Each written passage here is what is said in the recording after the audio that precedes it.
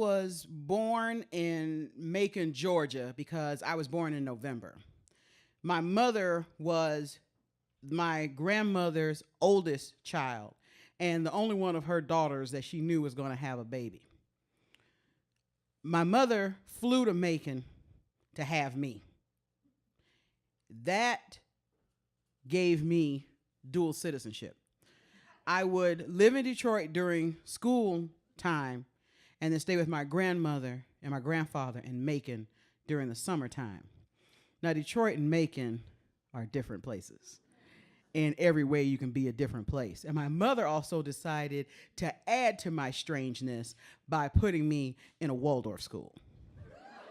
So if any of you have any knowledge of what a Waldorf or Rudolf Steiner school is, you understand that we just took my weirdness and upped it several notches.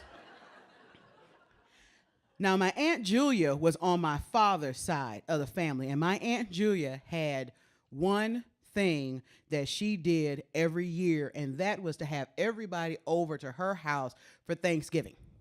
So we lived in a two-family flat. She had the first floor. We had the second floor. You all have triple deckers here, right? 3, right? Picture that, but just with 2, okay? So I know I don't know why I felt I had to do that. I'm watching the clock. I'm trying to add. Okay, so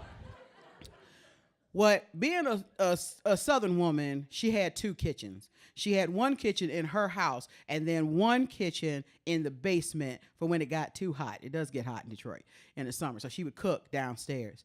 Now, what I loved about her downstairs basement kitchen was it seemed to be one that she didn't pay attention to a lot.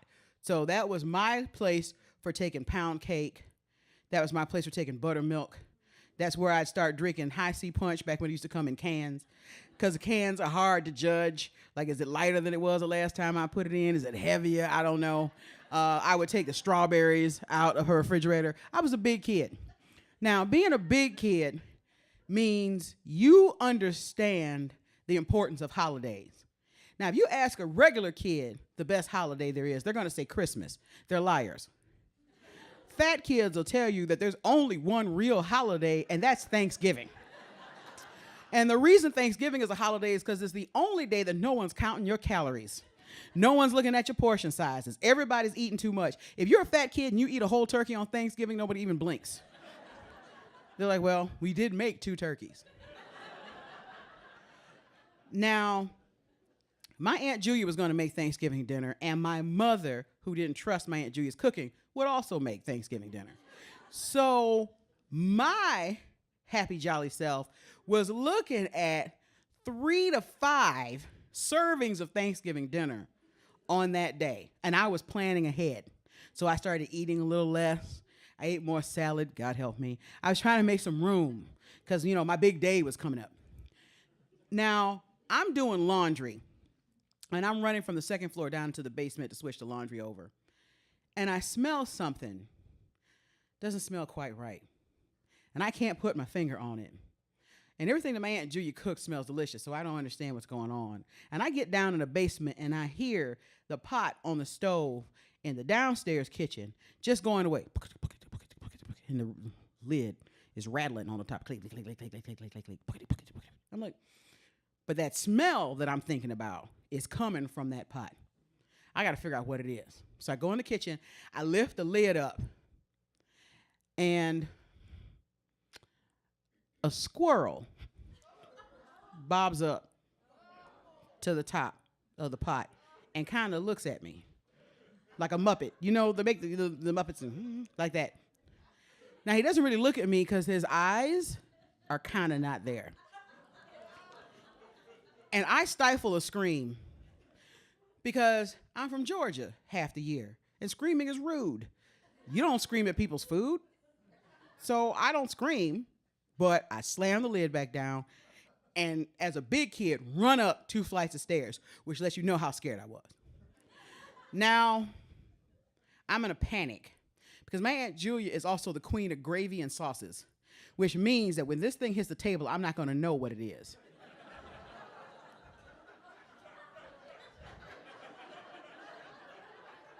I'm never going to be able to identify it on its own. That And she'd already gotten me the year before because took off the table what I thought was several slices of jellied canned cranberry sauce, bit into the first slice, only to find pickled beets. So she was already on my list. But I'm okay.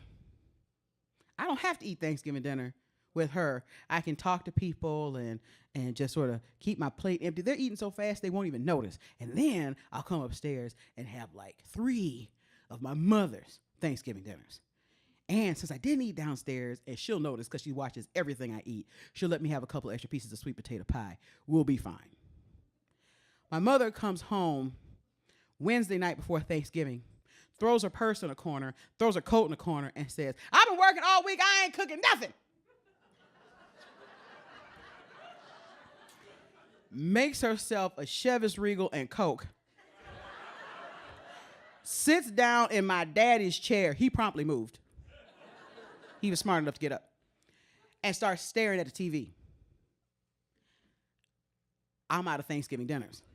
So I walk up to her and I go, Mama, please, please, please, you gotta make dinner. Your turkey's so good. My mother's turkey was dry. Beyond, Mama, your turkey is so good. You have to have some dressing. Her dressing was like a brick. Mama, your dressing was so good. We gotta have it. You just got to cook. You got to cook. Please, you gotta make your macaroni. Macaroni and cheese was terrible. I need some macaroni. Like everything. She doesn't make good food. I'm just begging. Like, please. She said, I'm not making nothing, and stop asking me. And that's really how my mother ended most conversations. It's Thanksgiving morning. I go downstairs and fold napkins because that's what I do. And it really is my Aunt Julia's way of getting me to participate in the process. And there's just little hints of that smell still hanging in the air. And I'm like, oh my God, this is the first Thanksgiving in my very short life where I'm going to eat nothing. I'm going to waste away. I have never in my life gone for 24 hours without eating anything, and I'm pretty sure I'm not going to make it. I'm going to faint. They're going to take me to the hospital on Thanksgiving. This sucks. So I finish folding the napkins. I go upstairs to get dressed. My parents come downstairs. We all come downstairs dressed. And I am at least looking forward to seeing my cousin Wash. My cousin Wash is legally deaf. So he is teaching me sign language. It will take me years to find out that all the sign language he taught me was dirty words. I have insulted several members of the deaf and hearing impaired community, and I just don't even try sign language now. But anyhow, he and I are sort of talking, and we get to my Aunt Julia says, okay, y'all come eat. So we get up to the table, and my cousin Wash points to this pan in the middle of the table. He says, Lord, sis, you made squirrel. And everybody says, oh my God, you made squirrel. I ain't had squirrel in so long. And then they start talking about their mama. Remember when mama used to make squirrel for us? Remember when we didn't have a lot of money, but she was always trying to put something on the table? You know, we ate all kinds of stuff. We ate squirrel, we ate possum, we ate raccoon, but it didn't matter because, you know, she'd make it out of love because she was just trying to feed us and make sure we were okay. And they all start talking about this food that their mother's making. And it dawns on me that my Aunt Julia wasn't just making something weird. She was sort of making a memory. And I didn't get it. Everybody else got it. So she never presented anything. Even the turkey would already be on the table by the time you walked in there. So she goes in the kitchen and comes out with a casserole dish with a lid on it. And she's holding it. And everybody gets quiet because we've never seen her present a piece of food. And she says, you know, about a month ago, I went to an Italian restaurant, and it was so good. I just had to come back and make the recipe myself, and I had to share it with all of y'all. And she put the pan in the middle of the table, snatches the lid off, says, so I made y'all lasagna. Now I put my hand up, because I know it's pronounced lasagna. My mother looks at me and says, you're the smartest. And her eyes, straight up, just with her eyes, she says, you're the smartest person in the room, but nobody gives a damn. Put your hand down. So I put my hand back down. She did it with a look, but I literally dropped that hand. And my Aunt Julia got a couple of things right. She had the right noodles. She did ground beef. I think it was ground beef.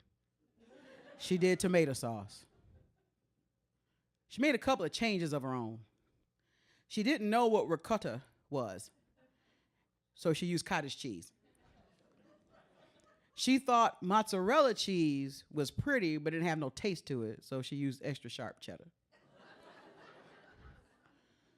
Now, when the rest of the family got up to eat, they tore through the barbecued pig's feet.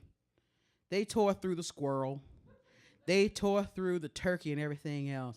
But they were avoiding that lasagna like it had poison in it. And I call it lasagna because that's exactly what it is. And no place on earth is that lasagna.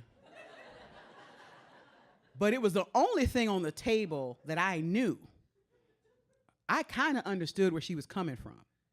So I got a plate and got a big spoonful of lasagna. And I'm going to tell you, I've eaten some really good food in my life.